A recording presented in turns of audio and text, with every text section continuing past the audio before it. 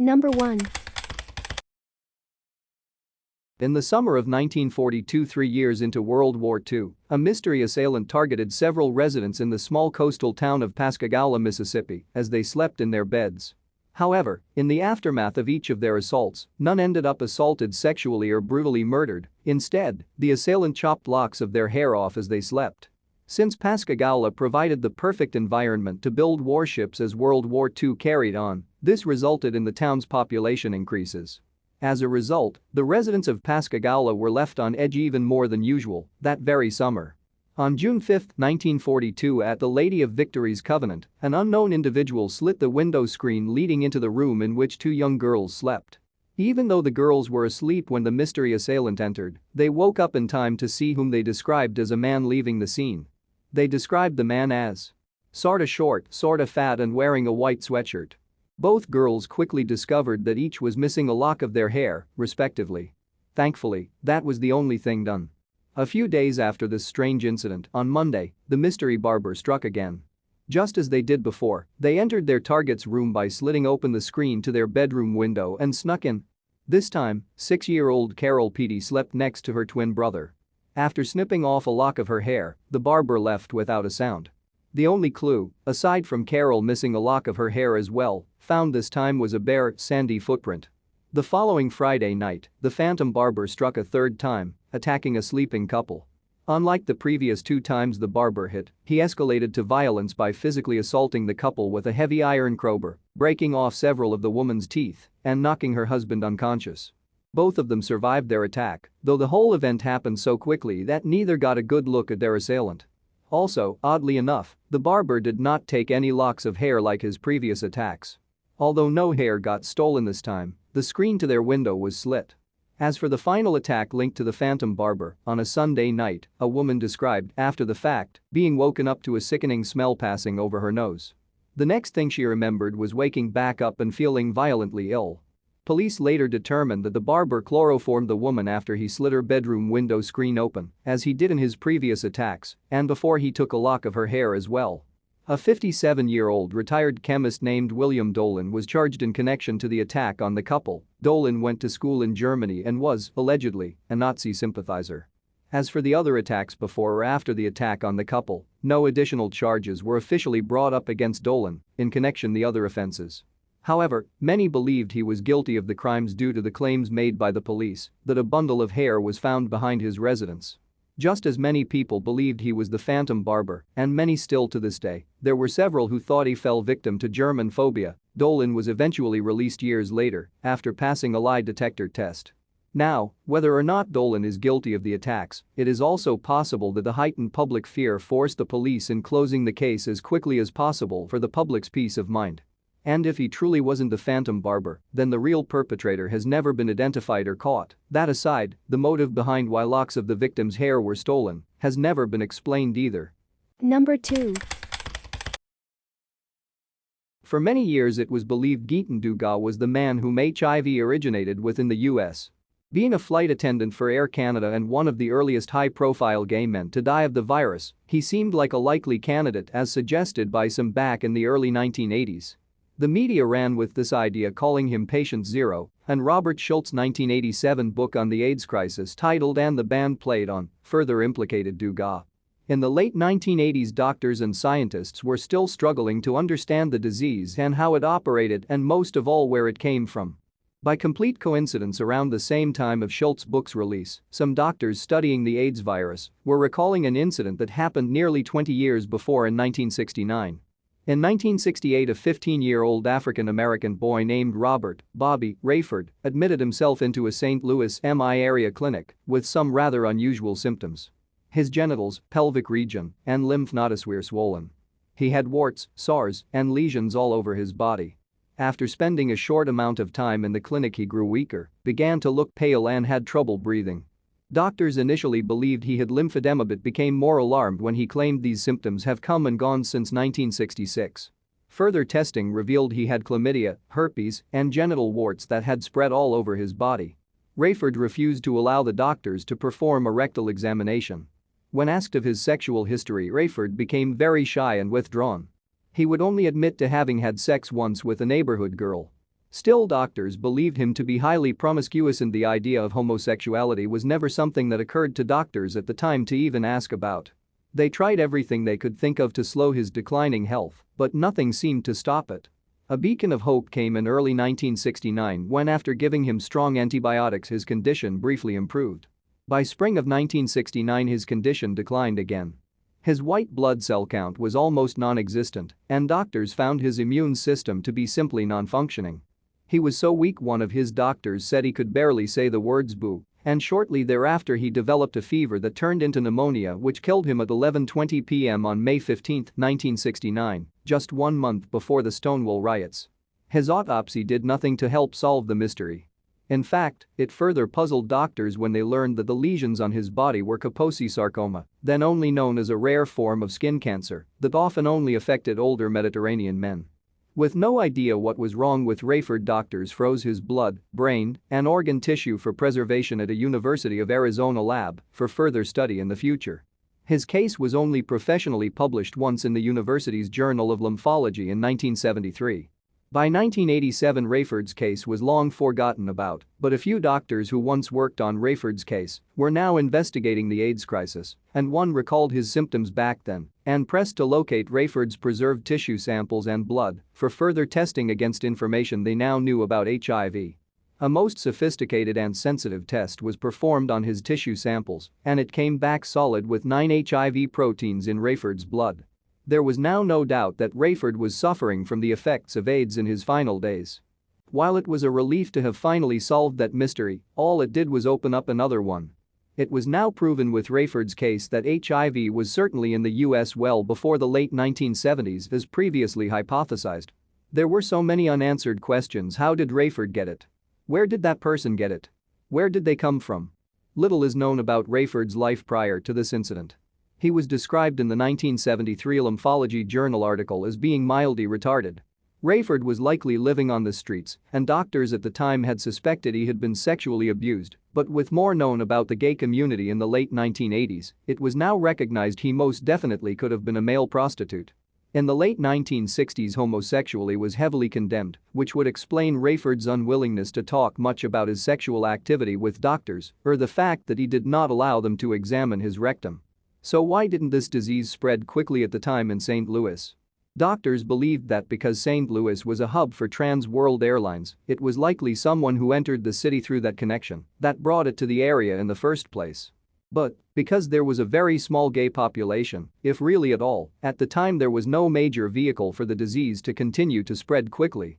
It's very possible that there were other AIDS cases in the area at the time, but because the disease hides itself so well, doctors simply saw these individuals as dying of other causes, such as pneumonia, which was not uncommon. Rayford's case was only different because he was a minor and had so many things wrong with him that were unusual for someone his age. Still, there is no solid proof any of the above was how Rayford got the disease. There are other theories. There are accounts that Rayford had claimed to doctors that his grandfather, Percy Rayford, had suffered similar symptoms and died in his early 50s in 1966.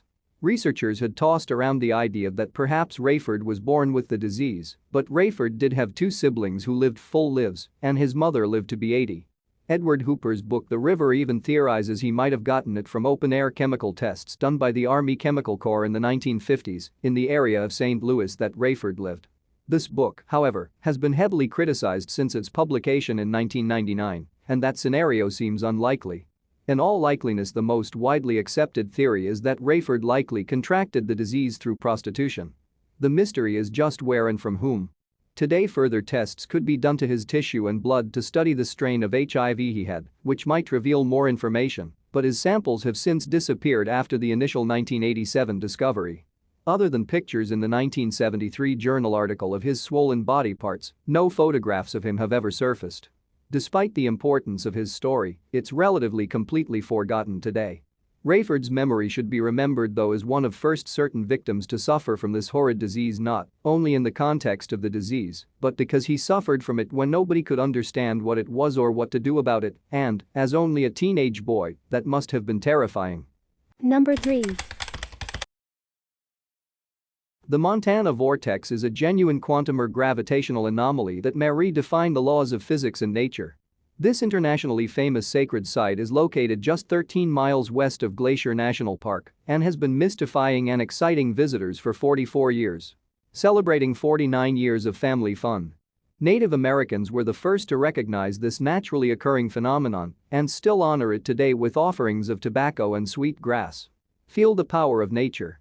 When visitors pass through the portal, they can see and feel the power of the vortex, and they enter a reality where some physical rules like gravity and perspective are decidedly skewed. Adults and children alike will enjoy this unique experience, and many people come back year after year to feel the power of nature. The tours are great. Our guided tours have been phenomenally successful, and each year we have added some interesting self-guided exhibits that you can leisurely take a look at after the main tour ends. Our tours last for about 45 fun-filled minutes, and this is just some of what you can expect to see. Family fun at its best. The famous House of Mystery is a crooked shack that sits right in the center of our smallest and most dynamic vortex. Built in 1970 as an attraction, the slanted walls and floors inside the house accentuate the power of the vortex and will provide you with lots of laughs and family fun as you explore and experience this unique energy field. The House of Mystery was awesome. One of the true mysteries of the Montana vortex is the question of how human beings can appear to shrink and grow in the eyes of others and themselves by simply walking a few short feet along a level surface. The shrink and grow is worth the price of admission itself. The platform is a level cement area that sits on one of the demarcation lines of the vortex. When you stand on one end of the platform in the energy field, you will shrink anywhere from 4 to 6 inches. Standing on the other end of the platform will bring you back to your normal size. Visitors are continually amazed at being able to see this natural occurring phenomenon and leave with pictures and video to prove it. Amazing, 6 people shrinking and growing before your eyes. The hexagon is unique to the Montana vortex and was discovered in 2005. The growth pattern of the trees, one twisted and the rest growing in a half circle, gave away a hexagon of small energy nodes on which we've placed stepping stones. The stones have all been leveled with a laser. From 2 to 6 people stand on stones opposite each other, and as they move from stone to stone they can see each other shrink and grow. It's an interactive experience that boggles the mind. Learn to see your aura. The aura spot is another one-of-a-kind attraction that can only be experienced at the Montana vortex. All living things emit a weak electromagnetic field, and as a result of this we are all connected. At the aura spot our tour guides will teach you how to see and play with your own aura or energy field, and you will learn how your aura can affect all living things that come in contact with you. A fascinating new light-bending discovery was made by our researchers at the aura spot in 2007 and has been added to this year's tour. The most metaphysical and esoteric place in Montana. Our healing labyrinth was built right in the center of the largest vortex on the grounds and is ready for your personal journey. Walking a labyrinth is an interesting approach to meditation and is claimed by many to have very special healing and spiritual powers. Our labyrinth is representative of the heart center and taking you back within. We invite you to take a walk in this special energy field. Rated 5 stars by Yahoo Travel Guide. The Golden Door. How many times do you get a chance to go through a golden door? See and experience it for yourself at the vortex. Like Sedona on steroids. The energy was amazing. The Montana vortex is considered the most dynamic vortex of all the known vortex attractions in the country. The sensory feelings and the energy that many people feel in their bodies will amaze you. So come and experience this natural phenomenon for yourself. A must-see on the way to Glacier National Park. Number 4.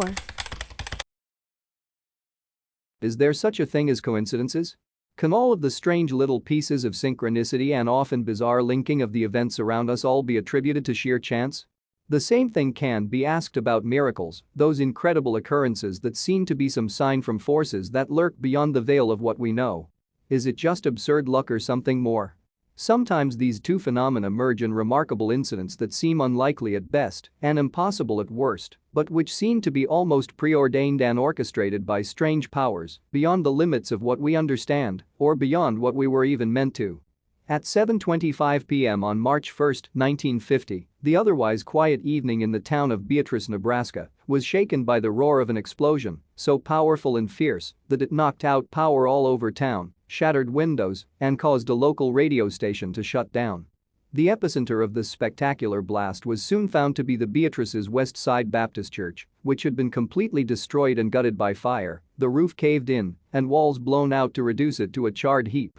Among the shocked onlookers staring in disbelief at the carnage was Reverend Walter Klemple, who had just that very evening turned on the church furnace to get the place warmed up for choir practice, which started at 7:20 p.m. sharp.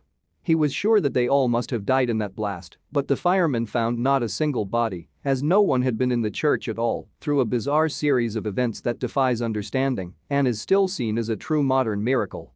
The cause of the explosion was rather mysterious, with the fire department coming to the conclusion that it had most likely been caused by a natural gas leak, but even more mysterious than the cause was the fact that no one had been there. None of the 15 members of the choir had ever really been late before, with most of them always arriving early by 7:15, and even stranger than this was that every single one of them had been late on this particular evening due to a string of unlikely events and mishaps that seem almost ridiculous and beyond mere coincidence.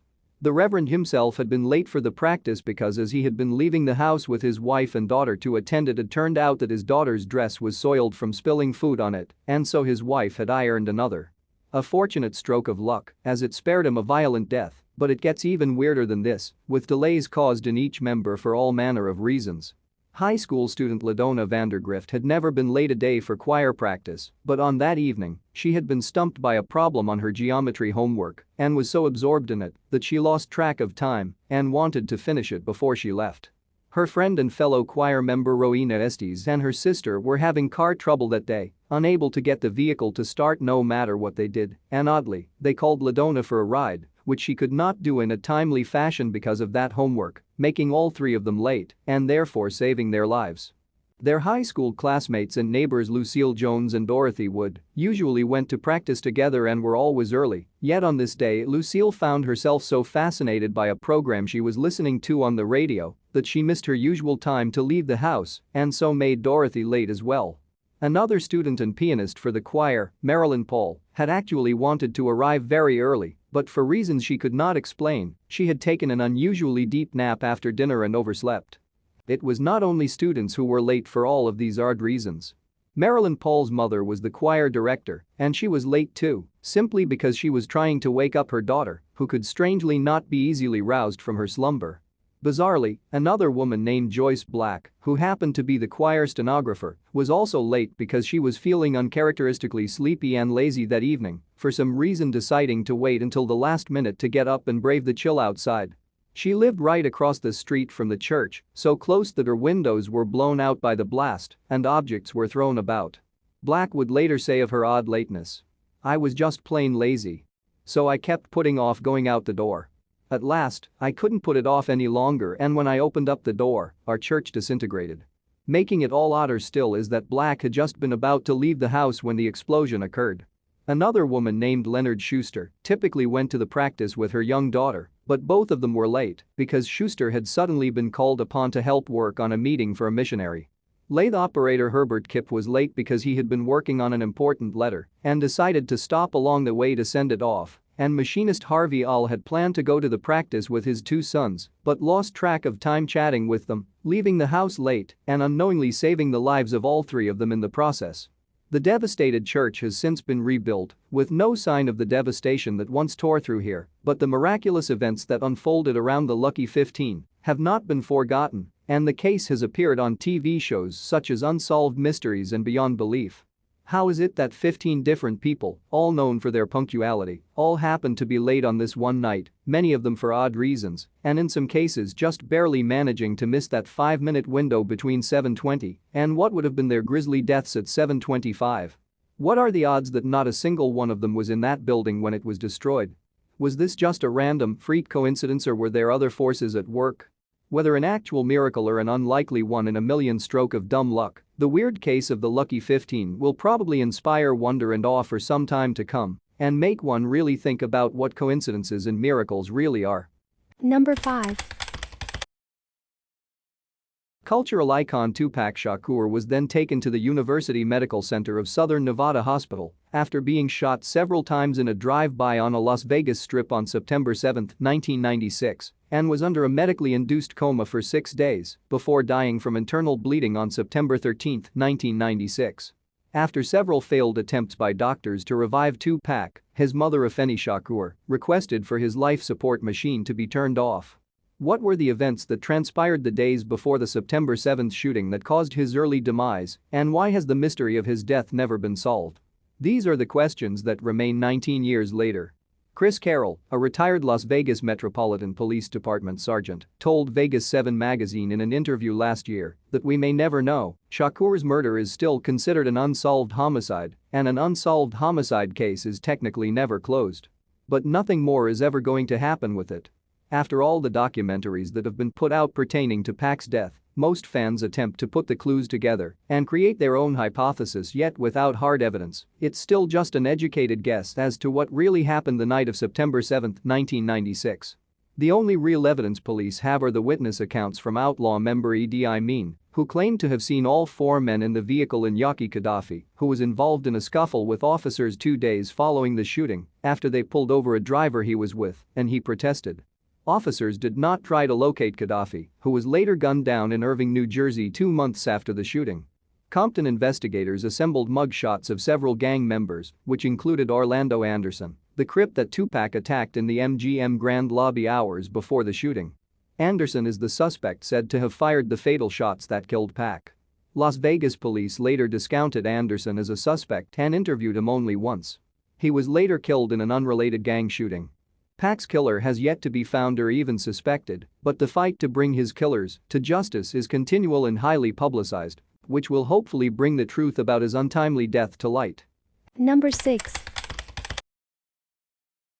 On the morning of March 23, 1980, when Rachel hadn't returned home, her mother knew something was wrong and reported her daughter is missing to police around 10 a.m.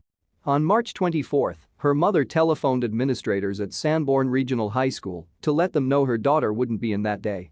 She didn't specify the reason as to why. Given Rachel's age, her disappearance was initially treated by police as a runaway case. According to one of her friends, she had discussed running away around the time she vanished. Given this, no posters or flyers were put up around town. At the time, Newton's police department only had one full-time officer, as the then police chief had recently died. There was no mention of Rachel's disappearance in the department's town report for the year of 1980. When spoken to by investigators, the friend Rachel was supposed to be staying with on the night of March 22 said she hadn't made plans with her that night and was unaware she was coming over. The friend never saw Rachel. A search of the woods where Rachel frequented was conducted by a group of volunteer firemen and Boy Scouts. However, it produced no evidence or leads. While no wide-scale searches were done in relation to the case, helicopters were flown over nearby wooded areas, swamps and fields to try and find any trace of the missing girl. A search of the garden home showed Rachel had left behind all of her belongings. Years after her disappearance, 2 witnesses came forward to say they'd seen Rachel talking with 3 men in a dark-colored car near Rose Corner Market. It's reported she knew the trio, who had troubled reputations and were involved in criminal activity. One of them would later serve time in prison for assault and rape.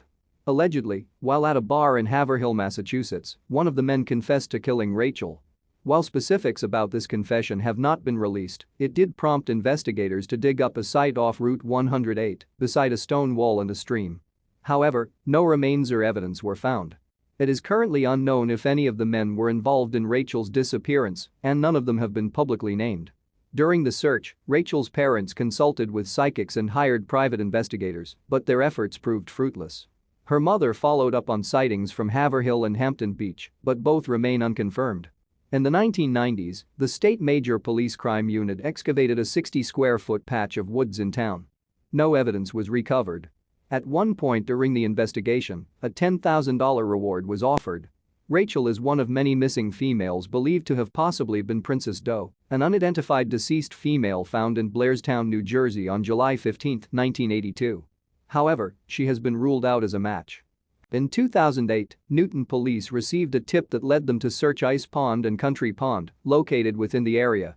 6 hours were spent using sonar and GPS equipment to look at the bottom of Ice Pond, while divers spent 2 days searching Country Pond. However, both searches brought up nothing. In 2013, the then police chief of Newton passed on a potential tip to the state cold case unit. Specifics haven't been revealed. According to police, they have chased every lead in the case. Along with the use of search dogs and consults with psychics, they've dug up numerous possible gravisites, but to no avail. Given the case is still open, they are unable to release much information to the public. Voluntary disappearance is still considered a possibility in Rachel's case. However, police are now investigating other theories, including the possibility of foul play. Rachel's dental records and DNA are currently available for testing. Before she went missing, she'd had some orthodontic work done, for which she wore a dental retainer. She had 3 dental fillings, and before having any orthodontic work done, she'd had all 4 of her wisdom teeth removed. The initial theory in the case is that Rachel voluntarily ran away from home. This was corroborated by the story she told to her parents the night she went missing regarding her staying over at a friend's house. Given the friend had not made plans with Rachel, some have questioned if she falsely told her parents this in order to get a head start. However, her family and those who knew Rachel find it uncharacteristic of her to leave home and feel she was too naive to set out on her own. The other prevailing theory in the case is that Rachel's disappearance is the result of foul play. Police believe her to be deceased, and many who have reviewed the case feel the 3 men she was last seen speaking with to be involved. Some online web sleuths feel Rachel's disappearance to be related to that of another missing New Hampshire girl, Laureen Rahn. Laureen went missing from Manchester, New Hampshire on April 26, 1980, and her disappearance is believed to have been at the hands of suspected serial killer Terry Rasmussen. There is currently no evidence linking the 2 cases. Many of Rachel's schoolmates didn't learn about her disappearance until months or years after it occurred. It was the general consensus that she either moved away or dropped out. As the years have gone by, Rachel's mother has become reluctant to talk about the case. Number 7. Shooting attacks are terrifying events. Sometimes they come from out of nowhere and for no apparent reason other than to sow terror, chaos, and death. Yet most of the time at least there is a clear physical enemy, a villain we can fight back against or arrest to answer for their crimes. At least we can usually achieve some closure by catching or cutting down the source of the mayhem. However, this is not always the case. In one bizarre incident in the U.S. state of New Jersey, a town was gripped with fear as a mysterious phantom assailant went on a serial shooting spree, opening fire seemingly at random and leaving behind no clues, evidence, or even bullets, as if both the attacker and his weapon were manifestations of some supernatural force. Beginning in November of 1927, the area of Camden, New Jersey was visited by an enigmatic, seemingly ghostly force that terrorized the populace. In this month, several cars and even a city bus traveling along the Camden Bridge, also called the Federal Street Bridge, had their windshields shattered by what at first seemed to be bullets. In total, 5 vehicles would be shot at in this manner, and it at first seemed to be a straightforward case of gun shootings, yet inspection of the cars revealed no signs of any bullet fragments or shell casings, as if the bullets themselves had simply vanished without a trace. One of the victims of the attacks was none other than former State Senator Albert S. Woodruff. Luckily, none of the passengers of the vehicles were directly hit by a bullet, and the only injuries were from broken glass, but this was not the case with some of the authorities looking into the matter. During an investigation into the mystery, one police officer by the name of John J. Rogers was fired upon twice as he made his way across the bridge, with one of the projectiles hitting him directly in the back, hard enough to cause him to spin around before falling to the ground reeling in pain. In this case, the guilty projectile was found and oddly turned out to be a blue marble, although no one could figure out how it could have been fired with such spectacular velocity, especially from the distance it was deduced the shot must have traveled, and a thorough house-to-house search of the area, as well as meticulous canvassing of the surroundings, turned up no sign of a culprit. The shot that had missed was found to have left a considerable dent and chipped paint on the heavy steel railing of the bridge, further illustrating the sheer force which had propelled the marbles. The officer himself escaped with a wicked bruise on his back, but otherwise unsettled but intact. Despite the discovery of the marble, analysis of the smashed vehicle windshields of the vehicles that had been attacked led to authorities unanimously agreeing that the damage must have been caused by bullets, likely of a .22 or .25 caliber. But from where, and where had they gone? One idea was the shot fired on the city bus had perhaps come from inside the vehicle, but there were no fragments of bullets anywhere, and authorities could not come to an agreement on this matter. The attacks continued as various private automobiles, trolleys, and buses and taxis, as well as electric lights, were fired upon by bullets that seemed to disappear. All in all, 11 vehicles were attacked in this manner, and in almost every case, witnesses reported hearing no report of a gunshot. Additionally, no sign of any shooter in the afflicted areas could be found, indeed not even a decent vantage point from where such well-placed shots could be fired could be located. Baffled authorities were still trying to figure out what was going on when another series of phantom attacks was carried out, this time in various other locations. At a place called Kramer Hill, a store owned by a Gottlob mayor was assaulted when its plate glass door was penetrated by an unknown missile. An investigation into the attack determined that the projectile had definitely been fired from outside, but no trace of any bullet fragments or sign of any other projectile such as a metal ball bearing, or marble could be found on the premises, despite a thorough scouring of every inch of floor, as if it had vanished into thin air. Once again, there was no report of anyone hearing the boom of a gun being fired, and no one from the fire station across the street had heard or seen anything either. Similar phantom attacks were reported from Collingswood and Lindenwood, New Jersey as well, yet in all of the cases no sound of gunfire nor evidence of any bullet could be found, further puzzling authorities. In some of the cases, unconventional projectiles were found at the scene, such as a nickel-plated screw and more marbles, but police were not sure if these were the work of the real phantom sniper or a copycat. For the most part, authorities were completely at a loss as to what was going on.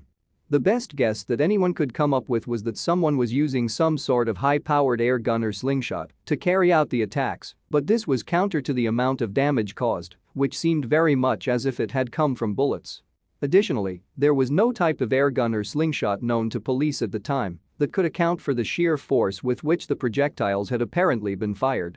Another prevailing theory was that the mystery assailant was using a type of sophisticated silencer. Authorities desperately searching for answers were only presented with a very few clues. In one case, police came up with a young boy who they thought may have shot at passing vehicles through a window located not far from the bridge, but there could be found no clue as to how he had projected the missiles with such force, nor how he could have been responsible for the other attacks. In the meantime, the locals were getting increasingly panicked by the phantom shooter, who had not caused any fatalities, but to most it was just a matter of time. It seemed as if the seemingly ghostly shooter could strike at any time and any place, and no one was ever sure if its sights were being set on them at any given moment. People were afraid to go out of their houses, and most avoided the bridge altogether.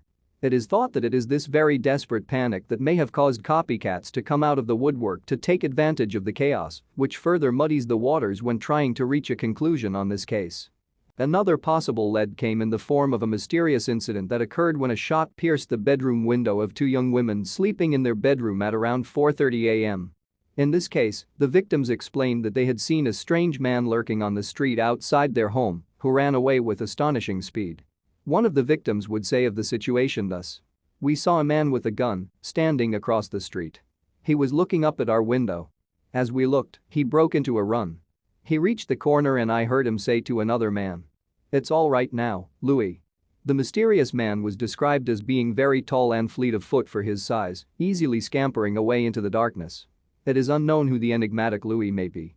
In this case, a projectile of sorts was actually found in the form of a .32 caliber bullet found on the bedroom floor. Even so, police were unable to identify the perpetrator or figure out where the bullet had come from. It could not even be accurately deduced from which direction it had entered the room.